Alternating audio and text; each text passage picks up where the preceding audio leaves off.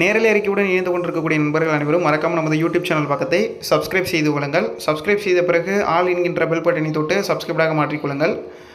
வருகிற மே மாதம் 4ஆம் தேதி தென்கிழக்கு வங்கக்கடல் மற்றும் அதனை ஒட்டியிருக்கக்கூடிய தென்மேற்கு வங்கக்கடல் பகுதியில் குறைந்த காற்றழுத்த தாழ்வு பகுதி ஒன்று உருவாக உள்ளது.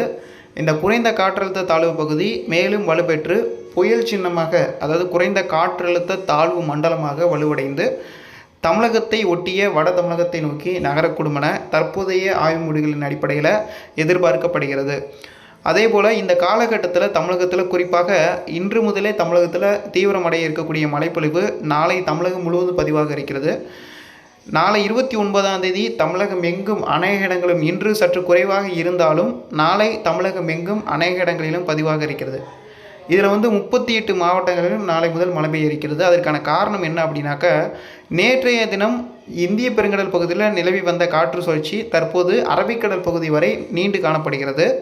இந்த காற்று சுழற்சி தற்போது அரபிக்கடல் பகுதியில் நிலவி கொண்டிருக்கக்கூடிய காரணத்தினால கிழக்கு திசை காற்றில் சரிவர ஈர்ப்பு இல்லாமல் இருந்து கொண்டிருக்கக்கூடிய காரணத்தினால இன்றைய தினம் சற்று மழைப்பொழிவு குறைவாக இருந்தாலும் அடுத்த 12 மணி நேரத்திற்குள்ள இந்த காற்று சுழற்சி மாலத்தீவு அருகே நிலவ இருக்கிறது. இந்த மாலத்தீவு அருகே நிலவும் போது கிழக்கு திசை காற்றை மீண்டும் வலுவாக ஈர்க்க தொடங்கும். அது குறிப்பாக நல்ல முறையாக ஈர்க்க தொடங்குகின்ற காரணத்தினால, நல்ல வலுவாக ஈர்க்க தொடங்குகின்ற காரணத்தினால நாளை முதல் 29ஆம் தேதி முதல் தமிழகம் எங்கும் பரவலாக மழை பதிவாகும். 38 மாவட்டங்களிலும் இதுவரையிலும் பெய்யலை, இதுவரையிலும் சரிவர மழை இல்லை, மேகம் வருகிறது ஒதுக்குகிறது, மேகம் வருகிறது ஒதுக்குகிறது, இந்த கேள்விகள் மட்டுமே அதிகமாக உங்களிடமும் இருக்கும், என்னிடமும் இருக்கிறது.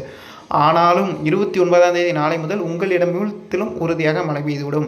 குறிப்பாக சில இடங்களில் வெள்ள பாதிப்புகளும் ஏற்படலாம். இதில் தென் மாவட்டங்களில் கன்னியாகுமரி, தூத்துக்குடி, திருநெல்வேலி, கன்னியாகுமரி மாவட்டங்களிலும், தேனி, தென்காசி, திண்டுக்கல், கோவை, ஈரோடு, நாமக்கல், திருச்சி உள்ளிட்ட மாவட்டங்களிலும், நாகப்பட்டினம், தஞ்சை, திருவாரூர், புதுச்சேரி, விழுப்புரம், கடலூர், சென்னை, செங்கல்பட்டு உள்ளிட்ட மாவட்டங்களிலும் பரவலாக மழை பெய்து வரதுக்கான வாய்ப்பு உள்ளது.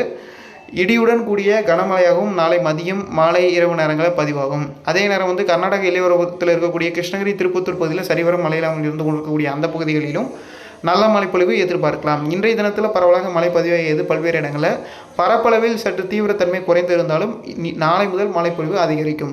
நாளை முதல் அந்த 30, 31, 30 மற்றும் மே 1, 31 கிடையாது, மே 1 மற்றும் 2, 3, 4 இந்த தேதிகளில் தீவிரமாக மழைப்பொழிவு இருக்கும். இந்த மே 4ஆம் தேதி தென்கிழக்கு வங்கக்கடல் பகுதியில் உருவாகக்கூடிய இந்த குறைந்த காற்றழுத்த தாழ்வு பகுதி சென்னை, செங்கல்பட்டு, காஞ்சிபுரம், கடலூர் உள்ளிட்ட மாவட்டங்களில் மிகவும் நெருக்கமாக வரும் என எதிர்பார்க்கப்படுகிறது. குறிப்பாக மே 5 மற்றும் 6, 7, 8 தேதிகளில் சென்னை முதல் நாகப்பட்டினம் இடைப்பட்ட பகுதிகளில் கனமழைக்கான வாய்ப்புகளும், சூறைக்காற்றுடன் கூடிய மிக கனமழைக்கான வாய்ப்புகளும் அந்த சென்னை, திருவள்ளூர், செங்கல்பட்டு முதல் நாகப்பட்டினம் இடைப்பட்ட பகுதிகளில் இருக்கிறது. ஆயின் காரணமாக வருகிற மே 3ஆம் தேதி இரவு முதல் மீனவர்கள், டெல்டா மற்றும் தென்கடலோர மீனவர்கள் வங்கக்கடலுக்கு மீன்பிடிக்க செல்வதை தவிர்க்குமாறு அறிவுறுத்தப்படுகிறார்கள். தென்கிழக்கு வங்கக்கடல் மற்றும் மன்னார் வளைகுடா, குமரி கடல் பகுதிகளில் மணிக்கு 50 முதல் 65 கிலோமீட்டர் வேகத்தில் காற்று வீசக்கூடும் என எதிர்பார்க்கப்படுகிறது. அதே போல் வங்கக்கடல் பகுதியிலும் பலத்த காற்று இருக்கும் என்கின்ற காரணத்தினால மீனவர்கள் முன்னெச்சரிக்கையாக அதற்கு முன்கூட்டி 2 நாட்களுக்கு முன்கூட்டியே எச்சரிக்கையாக இருக்கும்படி அறிவுறுத்தப்படுகிறார்கள். அதாவது இப்போதைய பொறுத்தவரையில் இது தமிழகத்தின் கிழக்கு வங்கக்கடல் பகுதியில் உருவாகக்கூடிய புயல் சின்னமாக மட்டுமே பார்க்கப்படுகிறது. இது தமிழகத்தில் கரையை கிடக்குமா, ஆந்திராவில் கரையை கிடக்குமா, அல்லது பார்த்திங்கன்னா நம்மளுடைய மேற்கு வங்கத்தில் கரையை கிடக்குமா, வங்கதேசத்தில் கரையை கிடக்குமா, ஒடிசாவில் கரையை கிடக்குமா என்பதை பின்னர் வரக்கூடிய நாட்களிலும் மணி நேரங்களில் நம்ம நேரலை அறிக்கையாக தொகுத்து வழங்க இருக்கிறோம். இப்போதைக்கு ஒரு உறுதியான பட்டியலை நம்ம வெளியிட முடியாது. இங்கே வாய்ப்பு அதிகமாக இருக்கிறது, இங்கே வாய்ப்பு குறைவாக இருக்கிறது அப்படின்றத வெளியிட முடியாது. இப்போதைக்கு குறைந்த காற்றழுத்த தாழ்வு மண்டலத்தின் காரணமாக நம்மளுக்கு மே 1, மே 2, 3, 4 இந்த தேதிகளில் மழை ஒட்டுமொத்த தமிழகத்திலும் ஒரு மழைக்காலம் போல் மழை இருக்கிறது என்பதை மீண்டும் மீண்டும் நான் ஒரு வாரமாக அறிவித்துக் கொண்டிருக்கிறேன். கிட்டத்தட்ட 27ஆம் தேதியிலிருந்து தீவிர மழைன்னு சொல்லியிருந்தோம். 27ஆம் தேதியே தென் மாவட்டங்களில் பல்வேறு இடங்களில் மழை வெள்ளம் ஏற்பட்டது. குறிப்பாக நாங்குநேரி அதன் சுற்றுவட்டார பகுதியில் மட்டுமே 7 சென்டிமீட்டருக்கு மேலே மழை பதிவாகியது. அதே போல் இன்னும் பல்வேறு இடங்களில் இதே நிலை காணப்படுகிறது.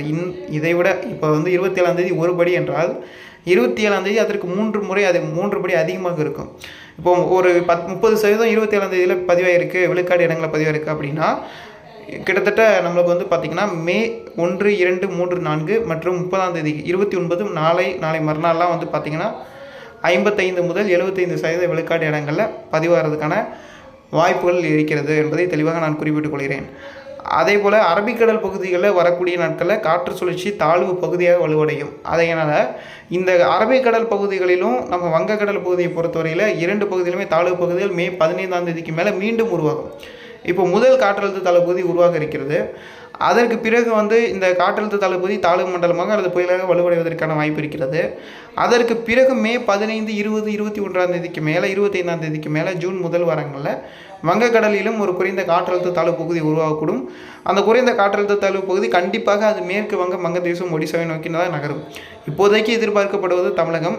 இப்போதைக்கு நம்ம இந்த காற்றழுத்த தாழ்வு பகுதியை நம்ம எதிர்பார்க்கப்படுவது அதிகபட்ச வாய்ப்பு தமிழகத்திற்கு இருக்கிறது. அதே நேரத்தில் நம்ம ஆந்திரா, ஒடிசா மாநிலங்களுக்கும் வலுப்பெற்ற நிலையில் காணப்படுகின்ற காரணத்தினால அங்கேயும் நகரலாம் என எதிர்பார்க்கப்படுகிறது. அங்கே நகர்ந்தாலும் தமிழகத்தின் கிழக்கு தென்கிழக்கு திசை காற்றை வலுவாக ஈர்க்கும்போது நாகப்பட்டினம், தஞ்சை, திருவாரூர், கடலூர், விழுப்புரம், புதுச்சேரி, சென்னை, செங்கல்பட்டு உள்ளிட்ட மாவட்டங்களில் நல்ல இடியுடன் கூடிய கனமழை விட்டு விட்டு பதிவாக கொண்டே இருக்கும். குறிப்பாக இதில் சென்னை, செங்கல்பட்டு மற்றும் புதுச்சேரி, விழுப்புரம் மாவட்டங்கள் அதிகமான மழைப்பொழிவை வருகிற மே 5, 6, 7 தேதியில் பதிவாக இருக்கிறது. ஆகையினால இந்த குறிப்பிட்டு நான் மீண்டும் சொல்வது தான், ஒரே நிலையில் 29ஆம் தேதியிலிருந்து மே 6ஆம் தேதி வரையும் தமிழகத்தில் தீவிரமான மழைச்சுற்றுகள் இருக்கும்.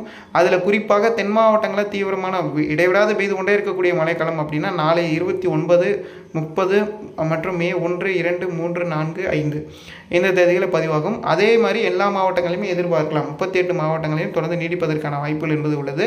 தொடர்ந்து